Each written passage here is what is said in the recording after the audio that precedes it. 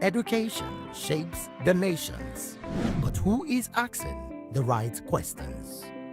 Introducing Edu Dialogue, the show that goes beyond the surface, exposes the cracks, the corruption, and the silence in Nigeria's education system. Edu Dialogue, Saturdays, 3 p.m., only on VOP TV. We break the biggest stories, from missing funds to policy failures. We ask the tough questions and demand real answers. Edu Dialogue, this Saturday, 3 p.m. on Voice of the People Television.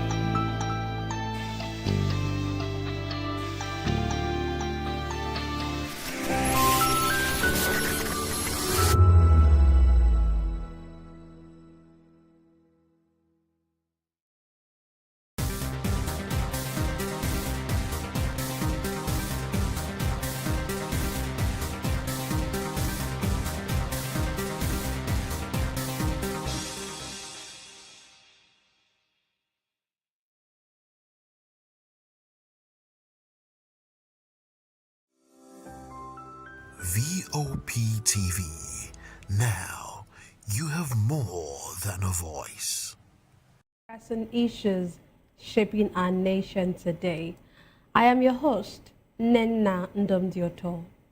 Today on the issues, we're examining the complexities of Nigeria's polity and governance, from U.S. Congressman commending the release of 100 Niger school children, to Nigerian military quelling attempted coup in Benin Republic.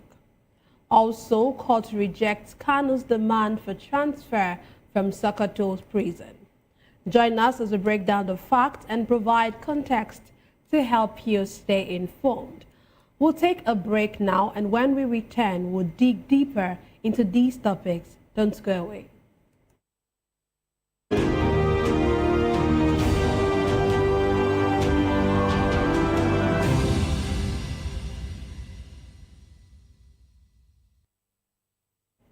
Glad to have you back. Let's dive straight into today's discussion. The federal government says it has secured the release of 100 school children abducted from St. Mary's Private Catholic Primary and Secondary School in Papiria, Gwara local government area of Niger State, 2 weeks after the abduction. The circumstances of their release have not been disclosed, as government is yet to share details about their release. But in a surprising twitch, the Christian Association of Nigeria, CANS, earlier says it is not officially aware of the release of the school children. A spokesperson for the association said they're yet to receive formal confirmation from either the Catholic Mission or the federal government. However, as at the time of this program, the Niger State Governor, Umaru Bago, has received the children. Meanwhile, U.S. Congressman Riley Moore has thanked the federal government and President Bola Tinubu for rescuing the 100 Catholic school children. He says it is a positive demonstration of the government's increasing response to the security situation and shows commitment to the emergency declaration laid out by the president. Moore further stated that there is a need for Nigeria to intensify efforts in tackling terrorism and banditry. He noted that despite ongoing operations, the security situation still requires more decisive action, especially in protecting schools, rural communities, and major infrastructure.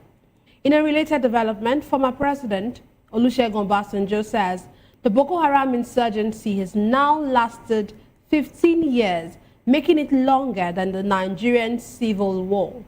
Obasanjo said the prolonged conflict reflects weaknesses in national strategy and called for a comprehensive approach that includes specialized foreign training of our military, strengthened intelligence gathering, and deployment of modern technology. Today, I'm delighted to be joined by a distinguished guest here in the studio. We have, of course, just Dr. Peter Nosike. Dr. Nosike is a philosopher, development economist, and best-selling author. He's also an erudite commentator on economy, finance, politics, and power. He's also the author of the most talked about book titled Abuse of Power, How Democracy Turned into Tyranny of the Few. Thank you very much for being a part of this today. Thank you for having me. Okay, let's start with the release of the school children. We are yet to hear details of this release. What do you make of this? Well, for me, if it is true, I say if it is true, it is a step in the right direction. At least 100 rescued, remaining 151 or thereabouts. Yeah, 160 something. So for me, it is a step in the right direction. The government should also intensify efforts that to make sure that the other ones are united with their parents. But how come we're not hearing anything about their release? We're not seeing any form of course, it's very obvious that it was not a forceful release. Like it was not a force because of course nobody has heard anything. So how come we're not hearing anything about? We don't even know if the ransom was paid, if it was negotiation. We don't even know anything. What do you think about all of this? Why does it look as if everything is shrouded in secrecy? Well, you said that they have been released and that the governor has welcomed them. Yeah, but the governor didn't say anything. Okay, but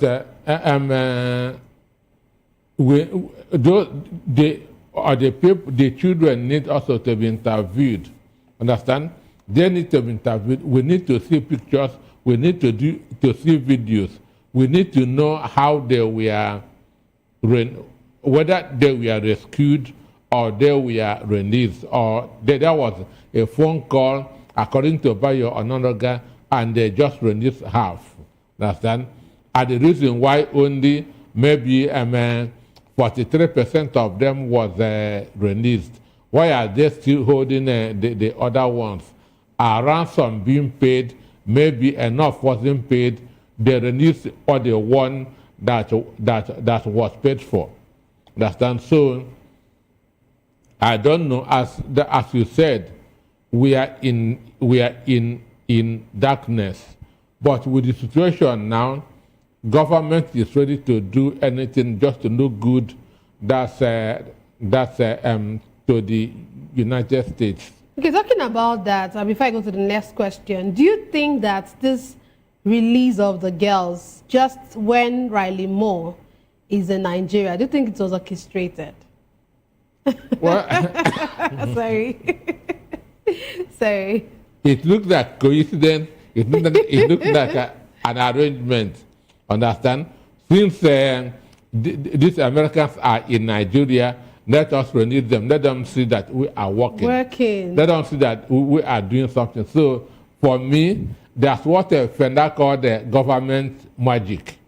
So it seems that we are witnessing government magic. So I don't know the reason why it is just now that Americans arrived that they have been released, and why only about 43% of them was released. So I don't know that the whole story. And the best thing is, if you don't know all the whole story, you keep quiet. But this government keep on creating vacuums. Okay. Understand? Which is always being filled with speculations, rumors, because they don't want to tell us what is going on in the country. Do you think it's about feeling? I know I've heard some officials say this, that you don't have to come out to say your strategies and all of that. Do you think it's about that? I agree partially, because security is not what you discuss in the open. Security is not what you discuss in the open, but this one, 251 children being kidnapped, 100 was released. Why only 100 was? Were they released? Were they rescued? If they were rescued, what happened to the remaining ones? Or did the bandits divide them into separate, understand? Maybe they just released one batch, waiting for, because that's exactly the same thing that happened with the Chibok girls. 100 was released, and that's ended it. So for me, I don't know, but government should intensify efforts, whether they are paying ransom, whether they are making phone calls, let the other remaining ones be reunited with their parents. So you say they should intensify efforts if they are paying ransom or whatever. Does it mean that if they are paying ransom, it doesn't matter? They should just pay the ransom and the children should come out. The most important thing is the children coming back to unite with their families. So whether or they pay ransom, whether they made phone calls, whether they were rescued, my concern is that the children should be reunited with their parents. That's the most important thing. No matter how they do it, it's not the issue it's nobody's here. business. Okay, so the CAN, Christian Association of Nigeria, had earlier come out to say that they didn't know about the release of the children and all of that. What does this communication gap between government authorities and CAN indicate? And for me, I don't think if CAN should be notified. Okay. Understand? These are students in a school. So the most important thing is for the parents, the government, and the school to be notified. So does it mean if Muslims are kidnapped, then Murik that will be notified? Well, maybe the reason they would say this is because it happened in a Catholic school. Don't you think so? Happening in a Catholic school, the first person that they ought to notify is the governor of the state, who is the chief security officer of that state. Understand? Then also the school. So some of the students had been released. Understand? Even in this situation, I don't know that the word to use, whether rescued or released. Understand? So, the governor should be put that's in the know, as the chief security officer. Then the school also. Understand? So, CAN should not be just notified because they are not directly responsible to CAN. Okay. Even though it's a Christian school. Okay, let's look at the U.S. Congressman. Of course, we already know that they are here in Nigeria, and he has applauded this release. Don't you think this comes too early? Like we already mentioned earlier, we were like, we don't know if it was planned, if it was orchestrated just for Nigeria to look good. But don't you think that this commendation, doesn't it come too early? No, he said that I commended it too. Understand? I said it's a positive development. At least some has been released. They should now make effort to get the other ones. The same thing that the U.S. Congressman is saying. Understand? Now you have to commend them. Now encourage them to go all out and get the other ones. But as I said, I don't know if this is a coincidence or an arrangement. I don't really know. I'm still confused. Okay, let's look at what the U.S. Congressman has come to Nigeria to do.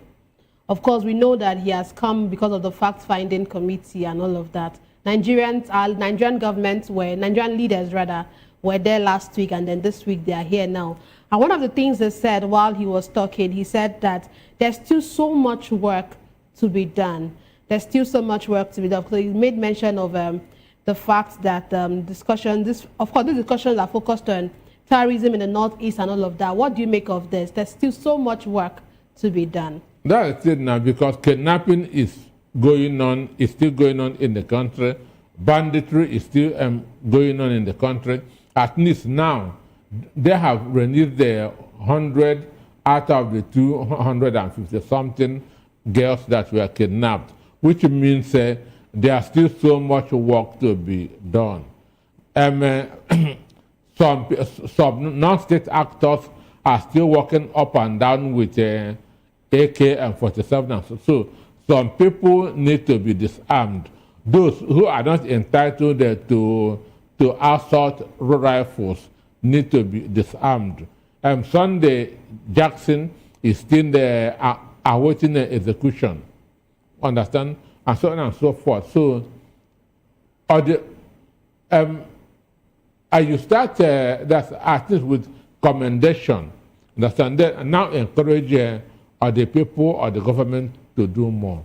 You know, one of the places he had visited is Benue State, and we know the stance of Governor Leah when it comes to this. We know he knows that he feels that there's no genocide in the country.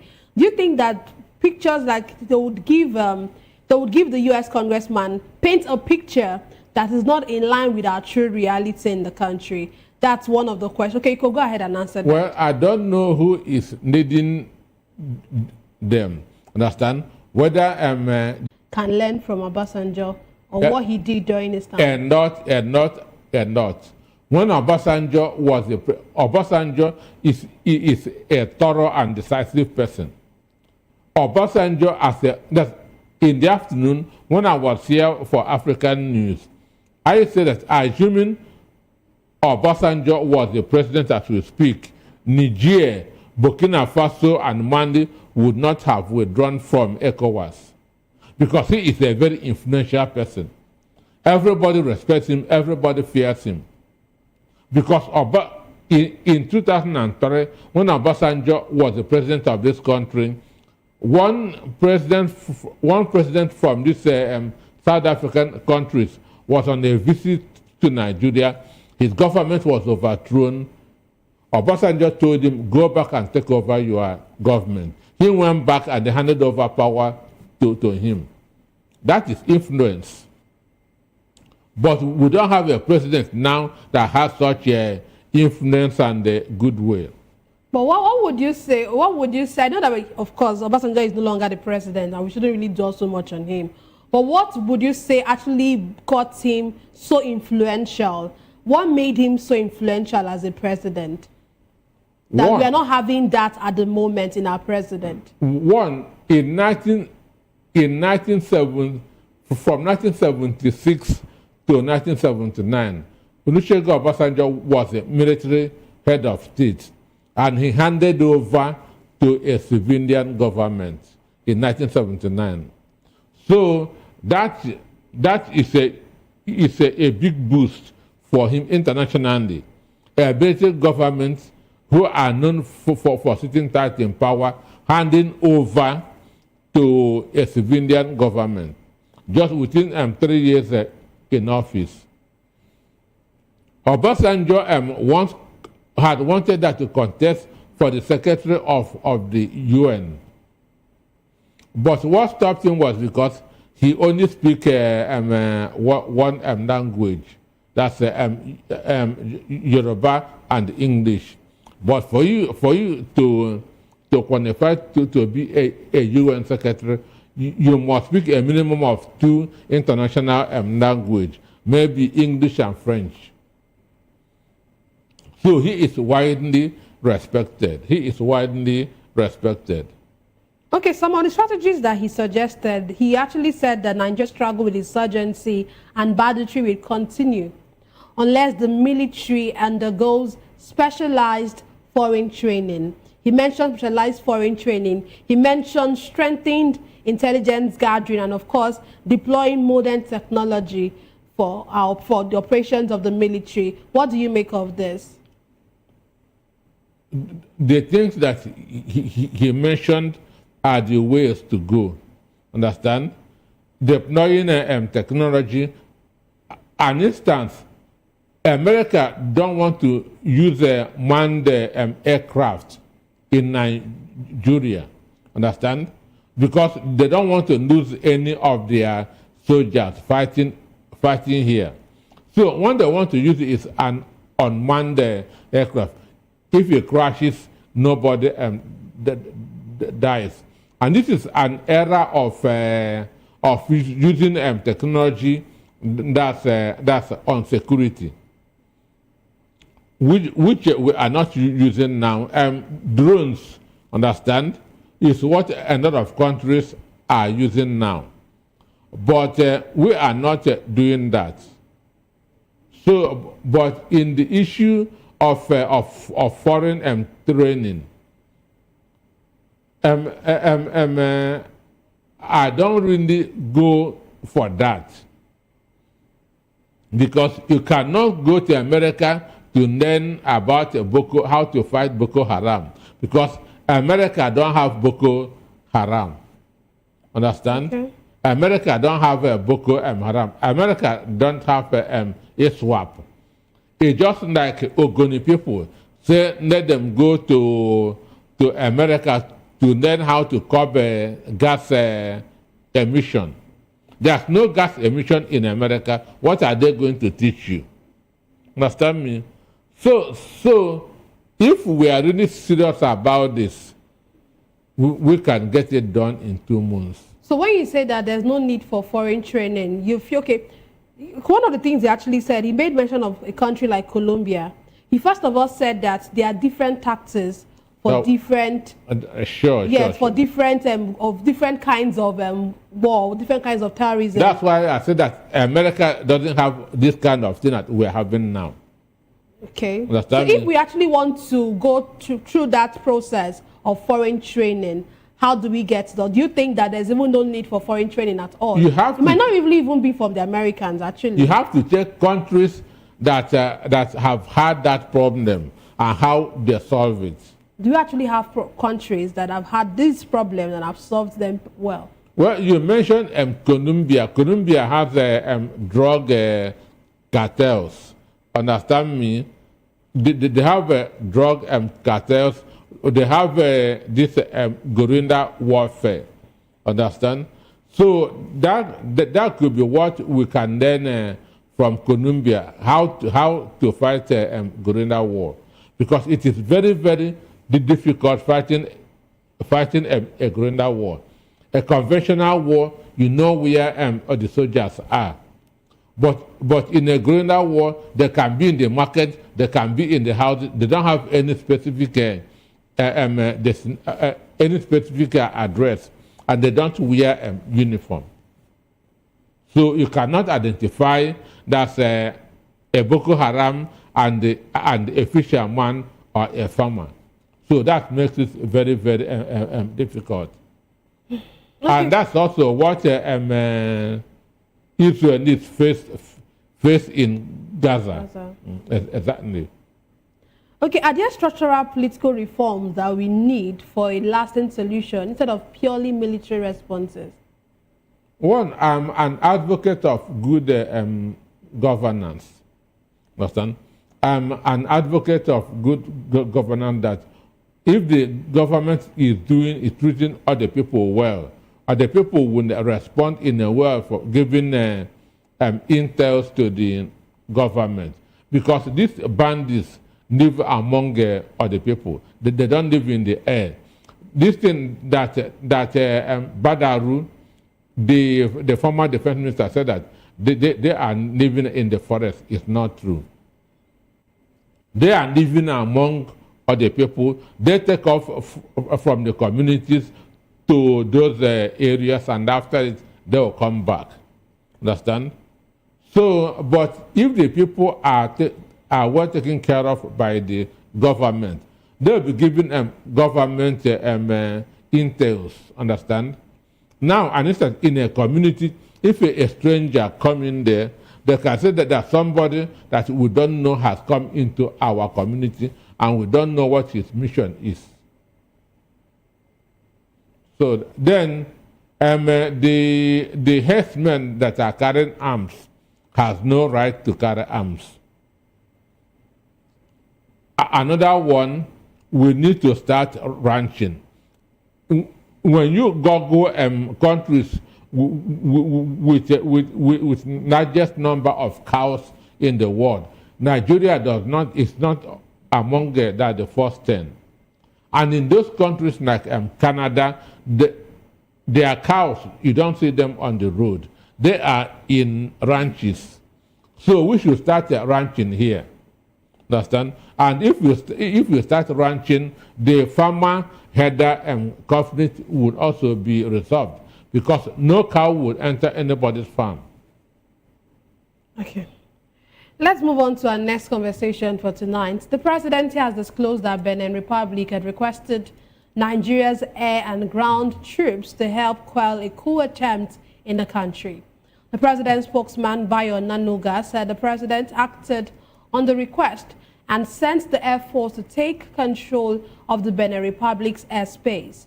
In response to the activity in Benin Republic, the president has commended the Nigerian Armed Forces for protecting the democracy of the Benin Republic, adding that the armed forces acted within the ambit of the ECOWAS Protocol on Democracy and Good Governance. Meanwhile, former Vice President Atiku Abubakar has condemned the attempted coup, calling it unacceptable. He urged African leaders to respect democratic transitions and insisted that soldiers should remain in the barracks where they belong.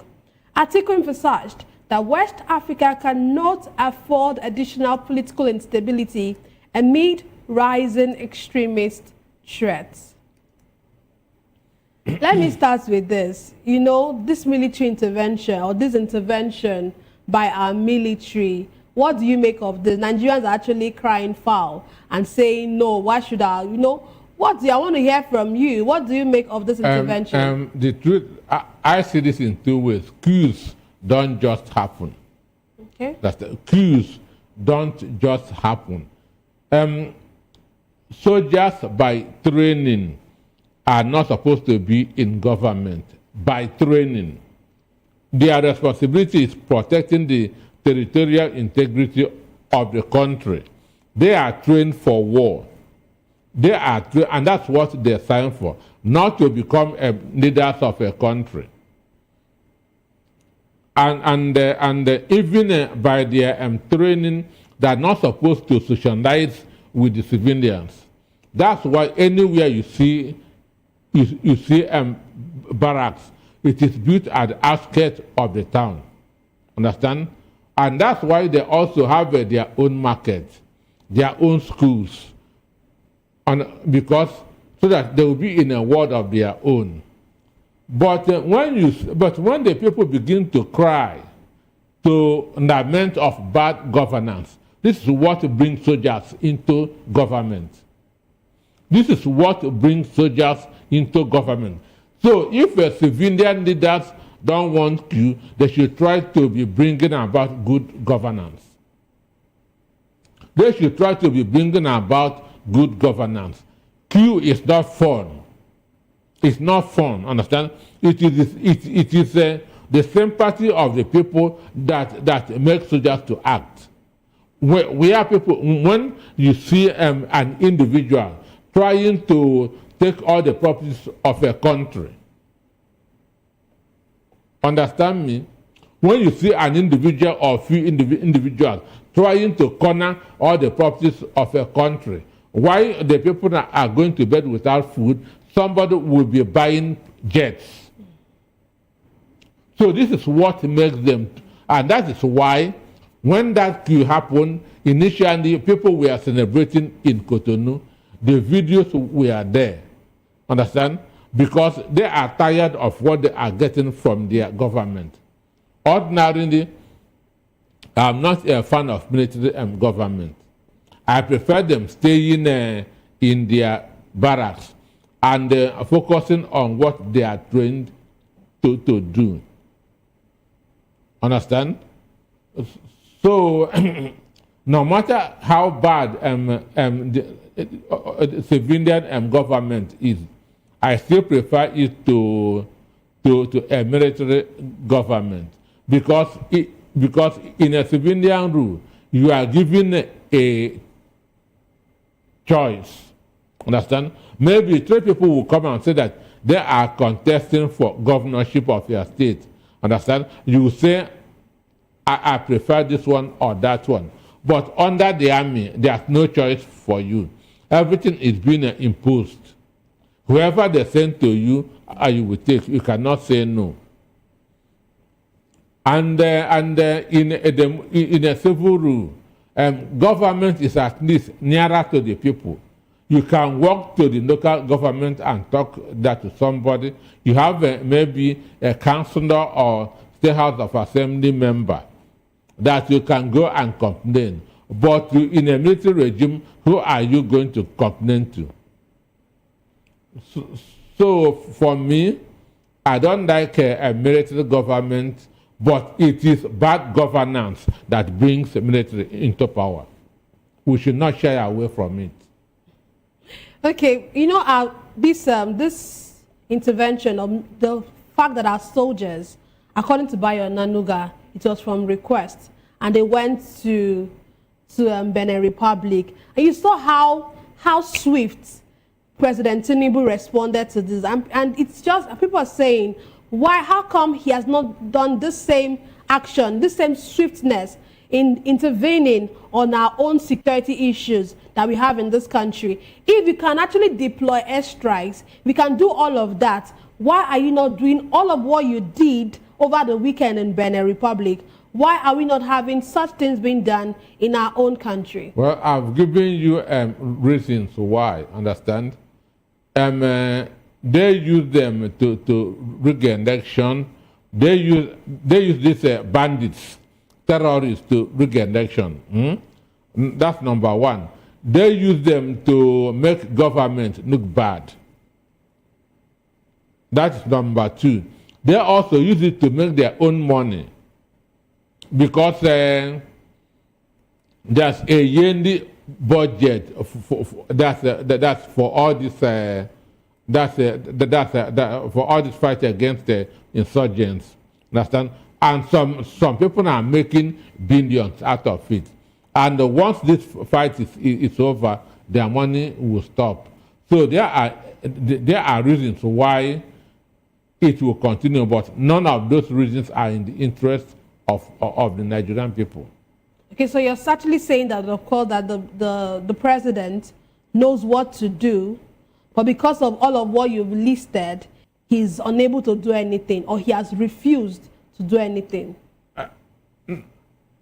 He is to give order, understand? But he cannot be everywhere. Understand me? He cannot be everywhere, and he himself has also benefited from these insurgents. Understand? He himself has benefited a lot from this insecurity, because that is what brought APC to power in 2015. Understand? Because they used without the kidnapping of the Chibok girls. Understand? APC wouldn't have won in 2015, because that Chibok girls kidnapped brought a very bad name to Jonathan's administration, because they made it an international affair. So President Tinubu has benefited from these insurgents. So it's a thing of he has no moral rights to say anything. As in, like, just saying that is a thing of, okay, because we benefited from this, you actually have no right to say anything against this. Well, that's many of the things that he fought for many years ago, he is now against them. Many of the things that he fought for many years ago. An instance, in 2004, he went to court when Obasanjo was seizing a fund meant for local governments in Lagos State. He went to the Supreme Court, and Supreme Court gave under Justice Mohammed Uwais. He gave a ruling that the federal government has no power to withhold the local government funds. But today, the same federal government is withholding funds meant for Osun State. Understand? Tinubu has gone that to court for resource control. Today he's in power. He's not talking about resource control anymore. Okay, still on the Benin Republic's issue, Atiku, of course, has come out to condemn this particular coup. And then what do you make of this Atiku's condemnation? He has really said that, like, I know you already mentioned that, you already said that the soldiers should not even be found anywhere outside the barracks. But today now we see this, and it looks like this is happening so much in Africa, in West Africa. We saw the one that happened in Guinea-Bissau just a few weeks ago. This would have been the 80th coup if this one has succeeded. Understand? It would have been the 80th coup. And I was reading a post on the social media. It is coming near. It is coming near. I was just going to ask that. It is coming near. When will it be Nigeria turn?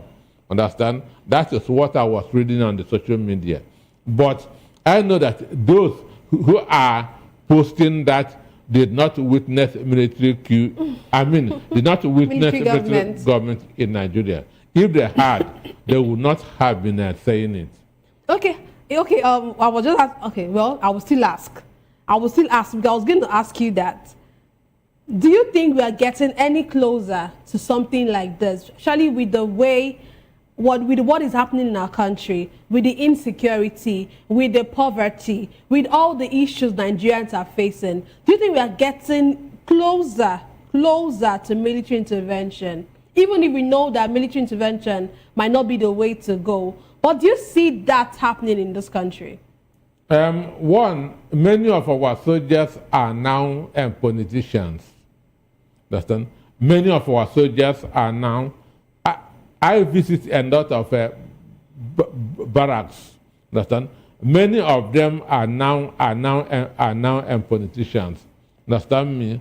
And so if they are comfortable, or they will feel that others are also comfortable. So, but my teacher told me, never say never. My teacher told me, never say never. And as I said, it is bad governance that brings about military intervention. So those in government can do well to avoid it by governing well. Okay. Never say never. That statement, I was a victim of that. Let's move on to the next issue tonight. A federal high court has rejected the request by IPOB leader Nnamdi Kanu to be transferred from the Sokoto Correctional Center to another facility. Kanu had asked to be transferred to either Kuje Custodial Center in Abuja or Kefi Custodial Center in Nasarawa. But Justice James Omotosho on Monday declined the request, ruling that such an order could not be granted without hearing from the federal government. Justice Omotosho held that the respondents, the federal government, and the National Correction Center Service, Nigerian Correction Service, ought to be put on notice for them to respond appropriately in the interest of justice before the request could be granted. He subsequently fixed January 27, 2026 for the hearing of the motion. What do you make of this refusal to transfer Kanu? You know, we've already asked before that how come he was sent all the way when we have other correctional centers around the courts where he was. Of course, there are other correctional centers, but he was sent all the way to Sokoto, and now he has sought for a transfer, and he's been refused. Omotosho has become the King Ahab of our time. Omotosho has become the King Ahab of our time. And we all know how King Ahab ended up. Understand?